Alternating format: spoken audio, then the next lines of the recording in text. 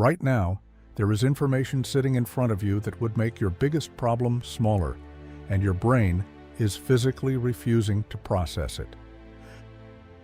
Not unwilling, unable. Under stress, the brain narrows. Your attention contracts, the problem swells to fill the whole frame, and everything that would give it proportion, context, scale, alternatives, drops out of view. This is measurable, it is automatic, and it is happening to you more often than you think. Marcus Aurelius ran an empire through plague, 2 wars, and the death of 8 of his children, and he left himself one instruction, written over and over in a journal he never meant anyone to read: rise above, see it from above. Not as a metaphor, as a daily exercise, and modern neuroscience has now confirmed exactly why it works.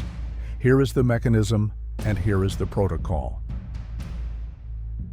Start with what stress actually does to the brain, because the fix only makes sense once you see the malfunction. When the brain perceives a threat, social, emotional, physical, existential, it does something specific. It narrows. Psychologists Barbara Fredrickson and Thomas Joyner documented this. Under stress, the attentional field contracts. Awareness pulls inward.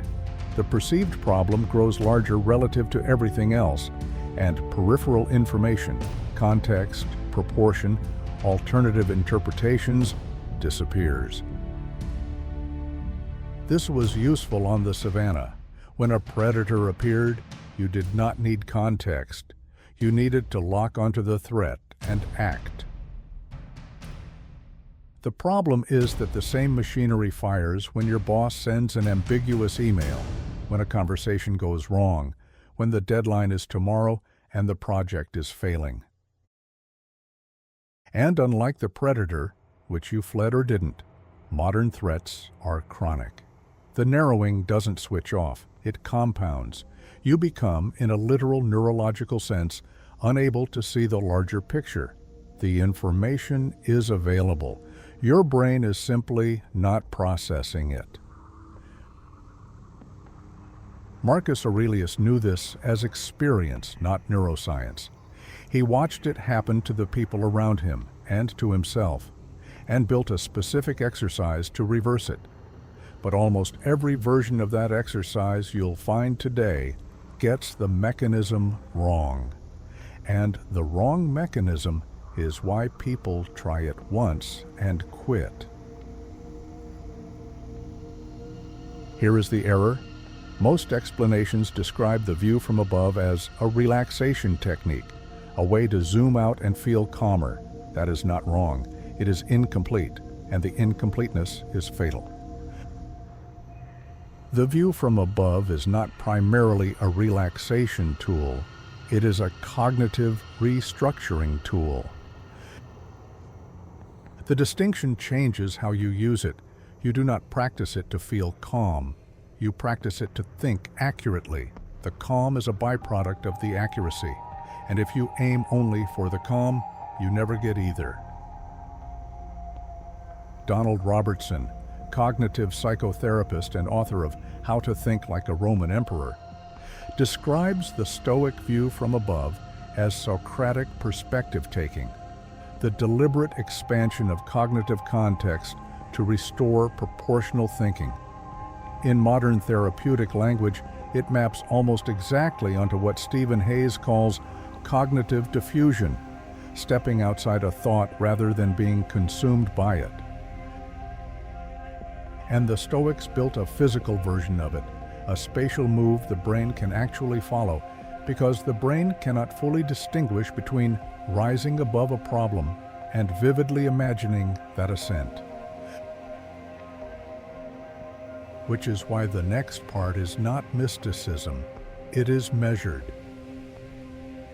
In 1987, philosopher Frank White interviewed astronauts who had seen Earth from space. What they described, independently, consistently, he named the overview effect, a sudden overwhelming shift in perspective.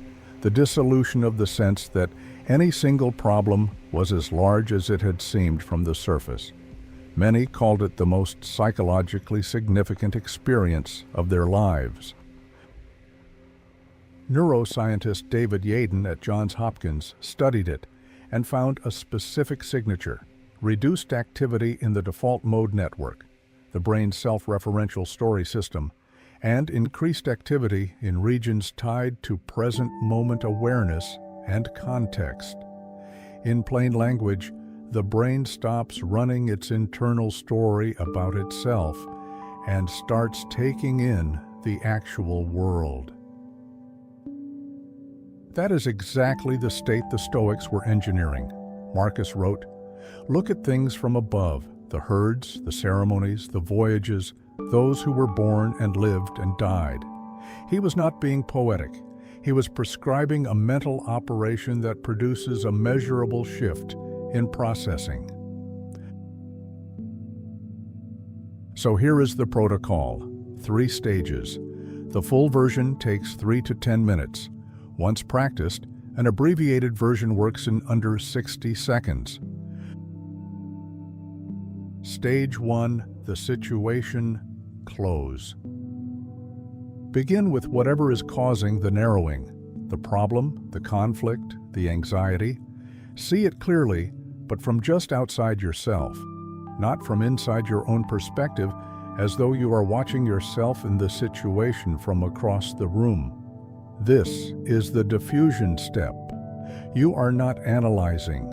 You are relocating your viewpoint outside the problem, just slightly, like stepping back from a painting that was too close to see. Notice what you observe from 3 meters away that you couldn't feel from inside it. Stage 2, the neighborhood, the city, the country. Pull further back, your building, your street, the city you are in. Right now, in this city, how many people are experiencing something they consider urgent and important? How many conversations, decisions, crises, griefs, all happening at this exact moment? You are one thread in an enormous weave. This is not a diminishment, it is a restoration of proportion. Stage 3, time. Now expand not just in space, but in time. This specific problem, in 10 years, will it matter? In 50? This is the stage most people skip, and it is the most powerful, because most anxiety is attached to a compressed time horizon. Stretch the horizon, and the emotional weight redistributes. Seneca wrote, "We suffer more in imagination than in reality." The view from above makes the imagination accurate instead of distorted. Now, when to actually use this? Use the full 3-stage version for sustained anxiety, rumination that won't stop, major decisions, and conflict with people you care about. Use the 60-second version, just stage 1, for in-the-moment stress, before a hard conversation, before a presentation. When anger is rising, step outside yourself, spatially. Watch the scene as if from across the room. What do you observe that you couldn't feel? That single move, practiced, becomes available instantly. A cognitive reflex your brain learns to perform on demand. Robertson's clinical work with Stoic-derived cognitive techniques found consistent improvement in anxiety, rumination, and reactivity after 4 weeks of practice. The mechanism isn't mysterious. You are training a specific skill, and skills repeated become reflexes. What changes after 30 days is not that your problems get smaller. What changes is that your perspective becomes larger than your problems. Marcus Aurelius practiced this as Emperor of Rome. He was not calm because his circumstances were manageable. He was calm because he had trained his mind to be larger than his circumstances. Rise above, he wrote. See it from above, not as an aspiration, as an instruction, as something you do each morning before the day narrows you again. The Stoics didn't rise above their problems because their problems were small. They rose above them because they refused to let a narrowed mind be the last word on a wide world. After all, we're all human.